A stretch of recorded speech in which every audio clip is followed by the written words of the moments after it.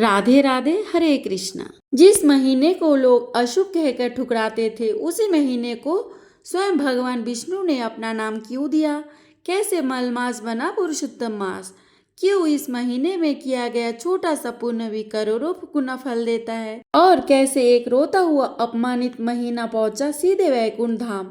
आज की इस दिव्य कथा में हम सुनेंगे भगवान विष्णु की करुणा, बैकुंठ का अद्भुत रहस्य और पुरुषोत्तम मास की संपूर्ण महिमा। सुत जी कहने लगे, हे ऋषियों, श्री सुखदेव जी को राजा परीक्षित को श्रीमद् भागवत की कथा सुनाते हुए देख कर आया हूँ। ऋषि कहने लगे, हे सूत जी, जो कुछ आपने वेद व्यास जी के मुख से सुना हो वही कथा सुनाइए। सूत जी बोले, हे ऋषियों, जैसा मुझ में ज्ञान है और मैंने व्यास जी के मुख से सुना है वह मैं तुमसे कहता हूँ। एक समय नारद जी विचरते हुए भगवान नारायण के निवास स्थानों में पहुँचे। वहाँ पर भगवान के चरणों से अलकनंदा नदी बह रही थी। वहाँ पर ब्रह्मा में लीन जितेंद्रिय निर्मल और तेजस्मय ऋषि को देखकर भगवान ने उनको नमस्कार किया। तब साष्टांग नमस्कार कर श्री विष्णु जी की स्तुति करते हुए नारद जी कहने लगे, हे देवादिदेव, संसार के स्वामी, दया सिंधु, आप सत्यवादी हो, त्रिसत्य हो, सत्य के स्वरूप, सत्य से ही उत्पन्न हो, आपको नमस्कार। हे भगवान, सब प्राणियों के हृदय विषयों में आसक्त है। स्त्री पुत्र आदि के मोह में फंसे हुए गृहस्थी लोगों का हित करने वाला लाभदायक कथा व्रत कुछ विस्तार से मुझे बतलाइए। मैं आपके मुखारविंदे से कुछ सुनने के लिए ब्रह्मलोक से आया हूँ। नारद जी के ऐसे वचनों को सुनकर भगवान हंसकर नारद जी से कहने लगे, हे नारद, भगवान श्री कृष्ण आदि की पूर्ण कथा को सुनो।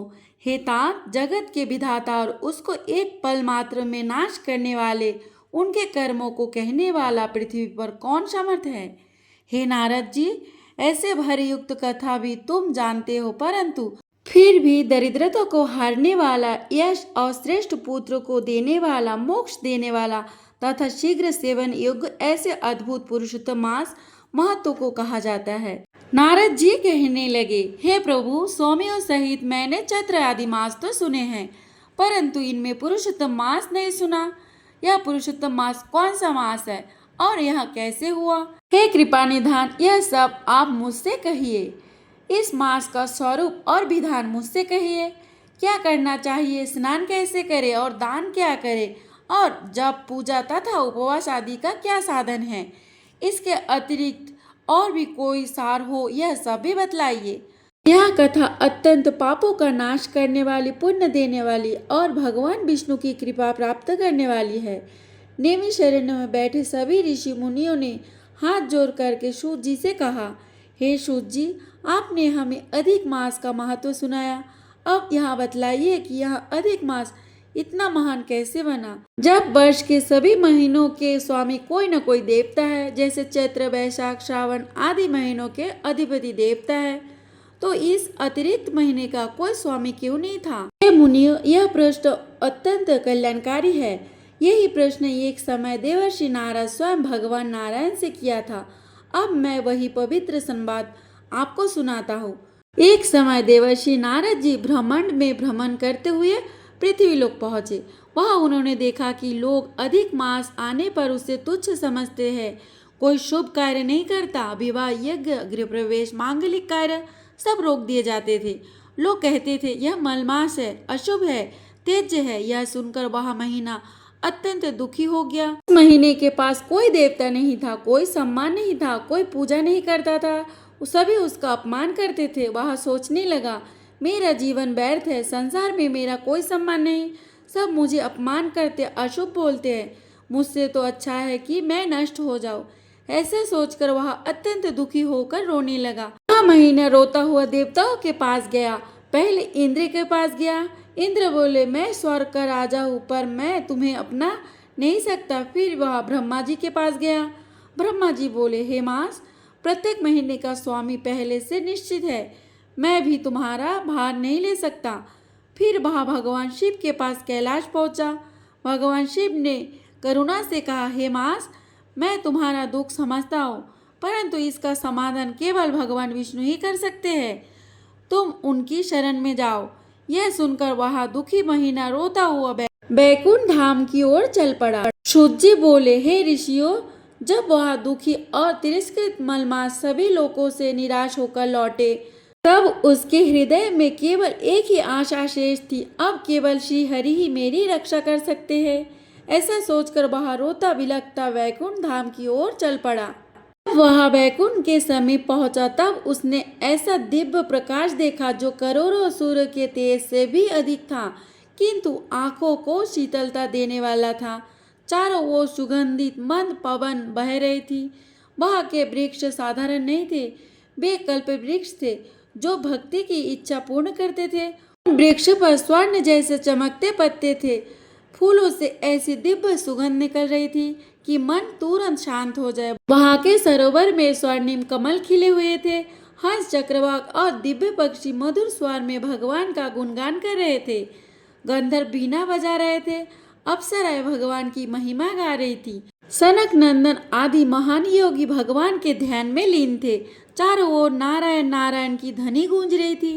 ना कोई दुख था, न रोग, न क्रोध, न मृत्यु का भय, केवल शांति, आनंद और भक्ति ही भक्ति थी। वैकुंठ के मध्य में एक दिव्य राजमहल था जो अनगिनत रत्नों से बना हुआ था।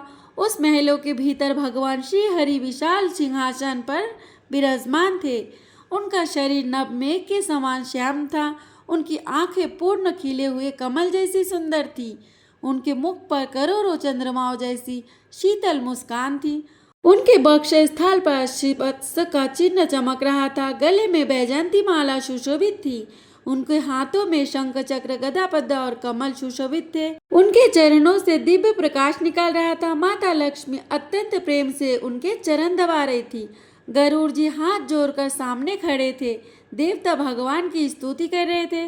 भगवान के दर्शन मात्र से करोड़ों जन्मों के पाप नष्ट हो जाते थे। मलमास की करुण पुकार, ऐसे दयालु भगवान को देखकर वह दुखी मास अपने आंसू रोक नहीं पाया। वह तुरंत भगवान के चरणों में गिर पड़ा। उसका शरीर दुख से कांप रहा था। आंखों से लगातार अश्रु बह रहे थे। रोते हुए वह बोले, हे जगत के पालनहार, हे दीनबंधु, मैं अत्यंत दुखी हूँ। संसार के सभी महीनों का कोई न कोई स्वामी है। सबका आदर होता है, पर मेरा कोई नहीं। लोग मुझे मलमास कहकर अपमानित करते हैं। मेरे आने पर शुभ कार्य बंद कर देते हैं। विवाह नहीं होते, यज्ञ नहीं होते, गृह प्रवेश नहीं होते। मुझे अशुभ कहा जाता है। हे प्रभु, अब मैं कहाँ जाऊँ? मेरी रक्षा कौन करेगा? इतना कहकर वह भगवान के चरणों में सिर रखकर फूट फूट कर रोने लगा। हे मुनियों, उस दुखी मास की करुण आवाज सुनकर भगवान विष्णु का हृदय दया से भर उठा। भगवान का स्वभाव ही ऐसा है कि वे अपने भक्तों का दुख सहन नहीं कर सकते। भगवान धीरे धीरे सिंहासन से उठे। उन्होंने अपने कोमल हाथों से उस रोते हुए मास को उठाया। जैसे पिता अपने रोते हुए बच्चे को उठाता है, वैसे ही भगवान ने उसे अपने हृदय से लगा लिया। भगवान अत्यंत मधुर स्वर से बोले, हे मास, तुम शोक मत करो। जिसे संसार ठुकरा देता है उसे मैं अपनाता हूँ। जिसका कोई नहीं होता उसका मैं होता हूँ। भगवान के ये वचन सुनकर वहाँ उपस्थित देवता भी भावुक हो गए। भगवान बोले, हे मास, तुम्हारा कोई दोष नहीं है। समय की गणना में तुम्हारा प्रकट होना आवश्यक था, परंतु स्वामी न होने के कारण लोग तुम्हें तुच्छ समझने लगे। लेकिन अब ऐसा नहीं होगा। भगवान आगे बोले, तुम जितना दुख सह चुके हो उतना कोई अन्य मास नहीं सह पाया। इसी कारण अब मैं तुम्हें सबसे श्रेष्ठ सम्मान मिलेगा। भगवान बोले, मैं संपूर्ण ब्रह्मांड में पुरुषोत्तम नाम से प्रसिद्ध हूँ। इसका अर्थ है पुरुषों में उत्तम, सबसे श्रेष्ठ। आज से मैं अपना यही नाम तुम्हें देता हूँ। अब संसार तुम्हें मलमास नहीं बल्कि पुरुषोत्तम मास कहेगा। यह सुनते ही वह महीना आश्चर्य और आनंद से भर गया। उसकी आंखों से आंसू बह रहे थे, पर अब वे दुख के नहीं, आनंद के आंसू थे। देवताओं का आश्चर्य, जब भगवान ने अपना ही नाम उस महीने को दे दिया, तब सभी देवता आश्चर्यचकित रह गए। ब्रह्मा जी बोले, धन्य है प्रभु, आपकी करुणा की सीमा नहीं। महादेव मुस्कुराने लगे। माता लक्ष्मी भी प्रसन्न होकर उस मास को आशीर्वाद देने लगी। गंधर्वों ने पुष्प वर्षा प्रारंभ कर दी। पूरा वैकुंठ जय पुरुषोत्तम भगवान की ध्वनि से गूंज उठा। भगवान विष्णु बोले, हे पुरुषोत्तम मास, अब मैं तुम्हें केवल अपना नाम ही नहीं दे रहा, बल्कि संपूर्ण महीनों का सबसे श्रेष्ठ स्थान भी दे रहा हूँ। भगवान बोले, सभी महीनों अपने अपने फल देते हैं। कोई धन देता है, कोई पुत्र देता है, कोई सुख देता है, परंतु तुम भक्तों को भक्ति, पुण्य और मोक्ष तीनों दोगे।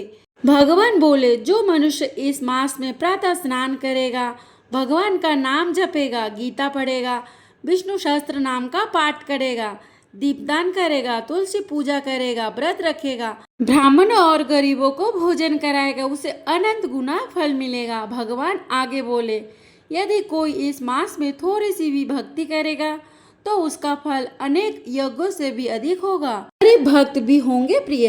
भगवान बोले, यदि कोई गरीब व्यक्ति केवल एक दीपक की श्रद्धा से जलाए तो भी मैं उससे प्रसन्न हो जाऊंगा। यदि कोई केवल एक बार सच्चे मन से नारायण कह दे तो भी मैं उसे आशीर्वाद दूंगा। पापों का नाश। भगवान बोले, इस मास में किए गए जप और व्रत से जन्मों जन्मों के पाप नष्ट होंगे, दरिद्रता दूर होगी, रोग मिटेंगे, घर में सुख शांति आएगी। अंत समय का फल। भगवान बोले, जो व्यक्ति श्रद्धा से पुरुषोत्तम मास का पालन करेगा, अंत समय में मेरे धाम बैकुंठ को प्राप्त होगा। यमदूत उसके समीप भी नहीं आ पाएंगे। पुरुषोत्तम मास की प्रसन्नता। यह सब सुनकर पुरुषोत्तम मास अत्यंत प्रसन्न हो गया। अब उसका चेहरा तेज से चमकने लगा। जो मास पहले दुख से रो रहा था, अब वही भगवान की कृपा से सबसे पवित्र और महान बन चुका था। उसने भगवान के चरण पकड़कर कहा, हे प्रभु, आज आपने मेरा अपमान मिटाकर मुझे अमर बना दिया। भगवान मुस्कुराकर बोले, हे पुरुषोत्तम मास, जो तुम्हारा सम्मान करेगा वह मेरा प्रिय भक्त होगा। सूत जी बोले, हे ऋषियों, भगवान श्रीहरि ने उस तिरस्कृत मास को अपना नाम देकर पुरुषोत्तम मास बना दिया। तब संपूर्ण बैकुंठ आनंद से भर उठा। भगवान की जय जयकार करने लगे, गंधर्व मधुर गीत गाने लगे, अप्सराएं पुष्प वर्षा करने लगी। देवर्षि नारद यह अद्भुत लीला देखकर अत्यंत भाव विभोर हो गए।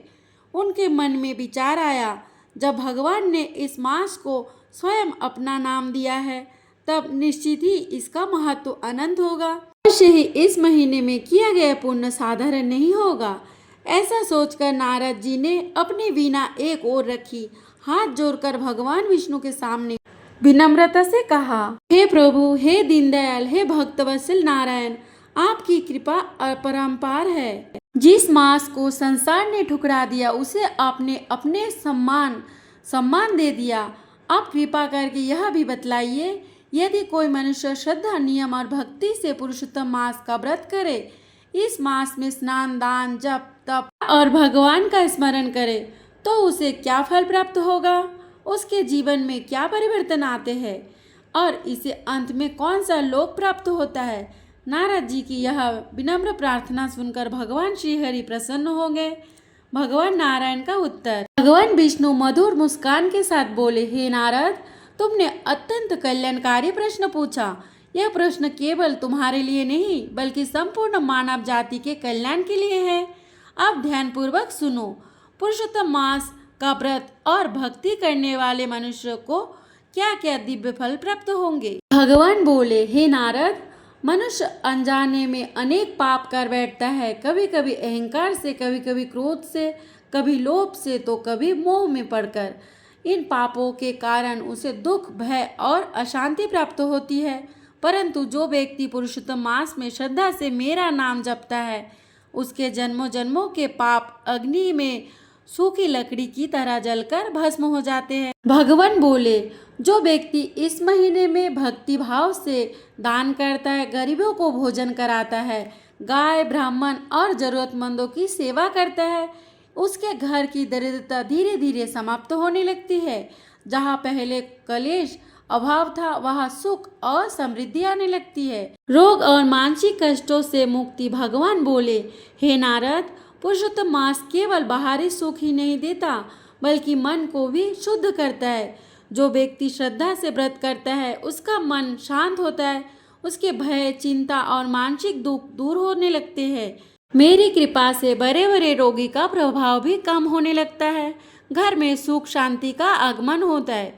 भगवान बोले, जिस घर में पुरुषोत्तम मास की कथा होती है, जहाँ मेरा नाम लिया जाता है, जहाँ दीपक जलाकर भक्ति की जाती है, उस घर में कला कम होने लगती है, पति पत्नी में प्रेम बढ़ता है, परिवार में शांति आती है और घर का वातावरण पवित्र हो जाता है। भगवान बोले, जो दाम्पत्य श्रद्धा से पुरुषोत्तम मास का पालन करते हैं, यज्ञ संतान का सुख प्राप्त होता है। उनकी संतान धर्म और सदाचार के मार्ग पर चलती है, परिवार की उन्नति होती और कुल का मान बढ़ता है, भक्ति और वैराग्य की प्राप्ति। भगवान बोले, हे नारद, इस मास का सबसे बड़ा फल केवल धन या सुख नहीं है, सबसे बड़ा फल है मेरी भक्ति।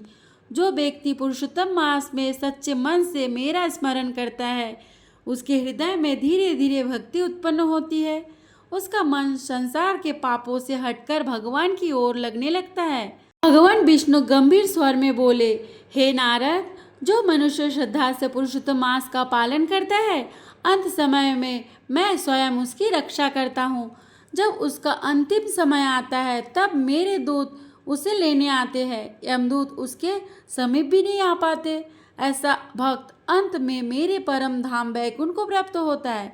यह सुनकर नारद जी आनंद से भर उठे। इसके बाद भगवान बोले, परंतु हे नारद, जो मनुष्य इस पवित्र मास का अपमान करता है, उसे तुच्छ समझता है, भक्ति नहीं करता, दान नहीं देता और भगवान का स्मरण नहीं करता, वह इस महान पुण्य से वंचित रह जाता है।